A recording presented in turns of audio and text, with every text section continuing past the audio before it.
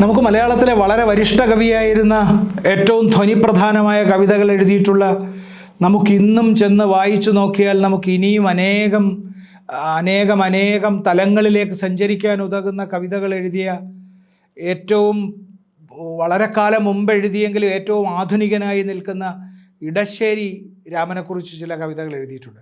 അതും രാമനെക്കുറിച്ച് നേരിട്ടല്ല എഴുതുന്നത്. രണ്ട് കവിതകളും ഹനുമാനെക്കുറിച്ചാണ്. ഒന്ന് ലവണാസുരവധത്തിലെ ഹനുമാൻ എന്ന് പറയുന്ന കവിത, രണ്ടാമത്തേത് തുഞ്ചൻ പറമ്പിലെ ഹനുമൽ സേവ തുഞ്ചൻ പറമ്പിൽ എന്ന കവിത. രണ്ട് കവിതകൾ. ലവണാസുരവധത്തിലെ ഹനുമാൻ എന്ന കവിതയിലാണ് രാമനെക്കുറിച്ച് നേരിട്ട് പരാമർശമുള്ളത്.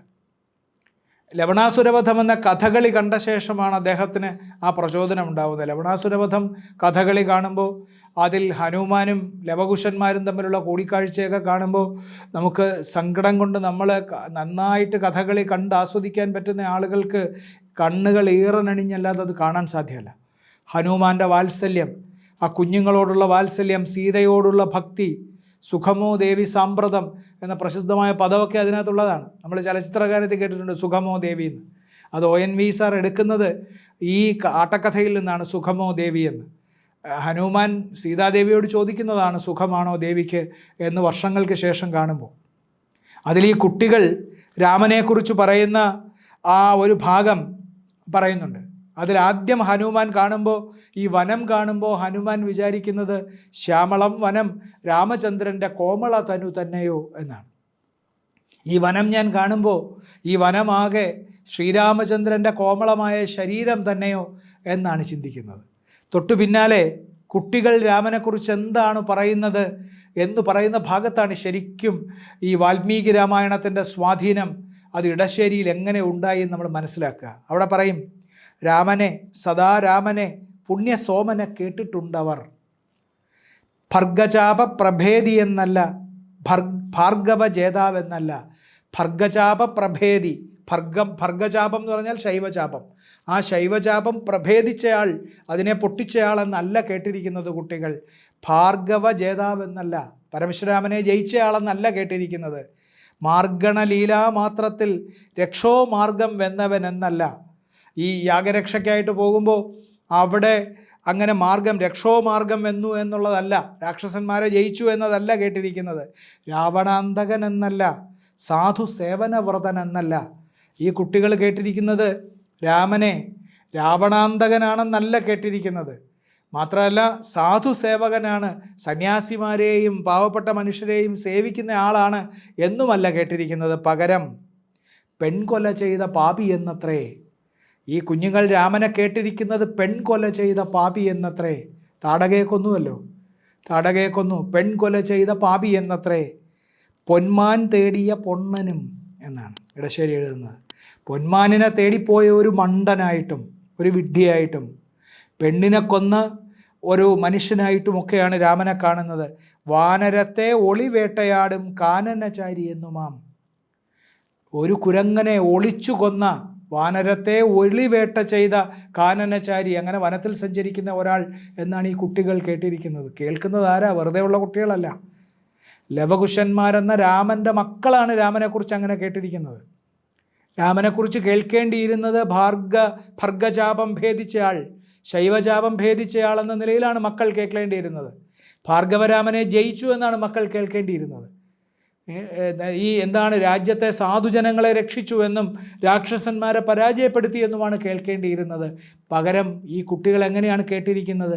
ഈ കുട്ടികൾ കേട്ടിരിക്കുന്നു ഈ പെൺകൊല ചെയ്ത പാപി എന്ന് കേട്ടിരിക്കുന്നു. പിന്നെന്താ, പൊന്മാൻ തേടിയ പൊണ്ണനാണെന്ന് കേട്ടിരിക്കുന്നു, പൊന്മാനിൻ്റെ പിന്നാലെ പോയ വിഡ്ഢിയാണെന്ന് കേട്ടിരിക്കുന്നു. വാനരത്തെ ഒളിവേട്ടയാടും കാനനചാരി എന്ന് കേട്ടിരിക്കുന്നു. എന്നിട്ട് ഹനുമാൻ പറയുന്നു, ശാന്തം പാപം, ഈ ഭ്രാന്തന്മാരിനി എന്തു തന്നെ പറഞ്ഞേക്കാമെന്ന്. കുട്ടികളെക്കുറിച്ച് ഹനുമാൻ പറയുന്നു, ശാന്തം പാപം, ഈ പാപം ശമിക്കട്ടെ, ഈ പാപം ശാന്തമായി പോകട്ടെ, ഈ പറയുന്ന പാപം ശാന്തമായി പോകട്ടെ. ഈ കുട്ടികൾ ഭ്രാന്തന്മാരായി പോയിരിക്കുന്നു. എൻ്റെ ശ്രീരാമസ്വാമിയെക്കുറിച്ച് ഇനി ഇവരെന്തൊക്കെയാണ് പറയുക എന്ന് ഇടശ്ശേരി പറയുന്നു. ഇതിൽ വളരെ ശ്രദ്ധേയമായിട്ടുള്ള ഈ രാമവിമർശനത്തെ നമ്മൾ കാണാതെ പോകരുത്. അത് ഇടശ്ശേരിയുടെ കൂടി രാമവിമർശനമാണ്. തുടരുന്നുണ്ട് ഈ കവിത ഇങ്ങനെ. കൊല്ലട്ടെ 50 രാവണരെ, വെല്ലട്ടെ ദിക്കൊരു വീക്ഷണത്താൽ, ചെയ്യട്ടെ 100 അശ്വമേധം, ഈ ഓമൽ കൊച്ചു കുമാരന്മാരെ മെയ്യോട് ചേർക്കാത്തൊരാളെ ആർക്കും വയ്യൊരു ഭാഗ്യവാൻ എന്നൊരപ്പാൻ എന്നും ഹനുമാൻ തന്നെയാണ് പറയുന്നത്. ഇങ്ങനെ ഇനി രാവണന്മാരെ ഒരാളെ അല്ല 50 രാവണന്മാരെ കൊല്ലട്ടെ, ദിക്കുകൾ ഒരു വീക്ഷണം കൊണ്ട്, ഒരു നോട്ടം കൊണ്ട് സകല ദിക്കും ജയിക്കട്ടെ, 100 അശ്വമേധം ചെയ്യട്ടെ, ഈ കൊച്ചു കുഞ്ഞുങ്ങളെ, സ്വന്തം മക്കളെ നെഞ്ചത്ത് ചേർക്കാത്ത, മെയ്യോട് ചേർക്കാത്ത ആളെ ഭാഗ്യവാൻ എന്ന് ഞാൻ എങ്ങനെ വിളിക്കും എന്നാണ് അദ്ദേഹം ചോദിക്കുന്നത്. ഈ കുളിർ ചന്ദന ചാറു തട്ടി ചേർക്കുന്നു ചെങ്കനൽ മേനിയിങ്കൽ, മർമ്മം പിളർത്താലും ആത്മധർമ്മ കർമ്മപഥഭ്രംശഭീതൻ നാഥൻ എന്നാണ് ഒരു സമസ്ത പദം. കർമ്മപഥഭ്രംശഭീതൻ എന്നാണ് ശ്രീരാമനെക്കുറിച്ചുള്ള ഒരു സമസ്ത പദം. ഈ സമസ്ത പദത്തിൽ അടങ്ങിയിട്ടുണ്ട് ഇടശ്ശേരിയുടെ രാമനെക്കുറിച്ചുള്ള സകല ബോധ്യവും.